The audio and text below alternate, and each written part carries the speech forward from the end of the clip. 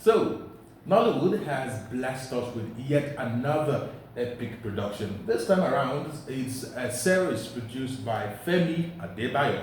And just in case you're wondering who Femi Adebayo is, you remember Jago Jago? Aha, that was produced by the same man.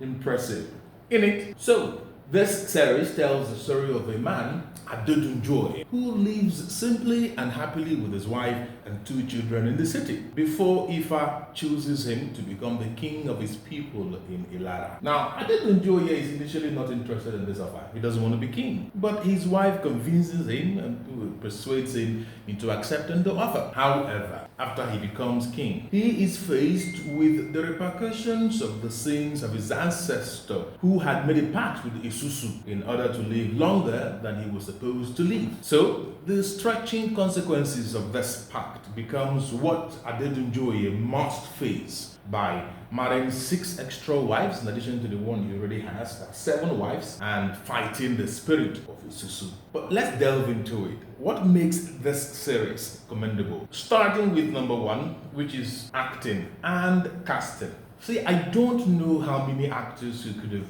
played Adedunjoye as well as Femi Adebayo played it. He was effortlessly outstanding. And so was Chukwuka, who played the queen. She ate the role. You see, there comes a time when an underrated actor plays a role that finally shows everyone how good they really are. Of course, this wasn't Chioma's first stunning performance on screen. But just in case anyone has forgotten how good Chioma is as an actor, this came as a perfect reminder for them. But the good acting didn't just end with these 2. Every actor who played a major character in the series was very impressive. It in fact looked to me like the series was just like a competition top-class acting. Number 2, there was this very sleek attempt at ethnic unification in this series. I mean, a Yoruba epic featuring a Yoruba king married to an Igbo wife with whom he lives happily and lovingly. And then there is a Hausa investor bringing in a developmental project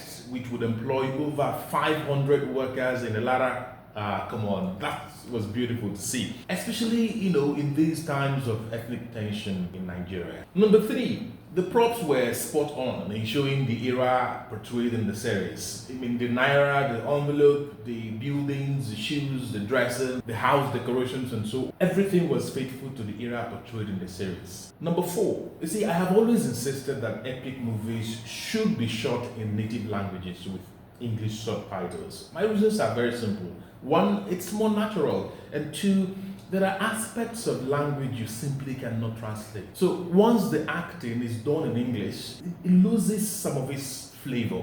I understand the concern that people who don't speak the native language may not enjoy the movie or series as much, and that's understandable. But I am not Yoruba, I don't even speak Yoruba, yet I appreciate and enjoyed this series just as much as I did Jago Jago and Anikulapo, along with other very impressive productions in Yoruba. Is there any flaw in this series? Hardly so, save for the fact that the stadtholder attempted to kill the king in broad daylight, and nothing was done about it.